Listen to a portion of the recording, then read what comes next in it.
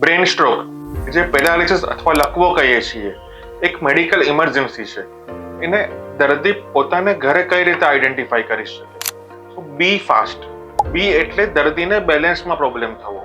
ઈ એટલે આંખ, આંખમાં જોવામાં ડિસ્ટર્બન્સ આવવું અથવા આંખનું જોવાનું બંધ થવું. એફ એટલે એક બાજુનું મોઢું વાંકું થઈ જવું, ફેશિયલ ડ્રોપિંગ થવું. એ એટલે આમ, એક બાજુના હાથમાં કમજોરી આવી અથવા પગમાં કમજોરી આવી. એસ એટલે સ્પીચ, દર્દીને બોલવામાં તકલીફ થવી અથવા બોલવાનું બંધ થવું.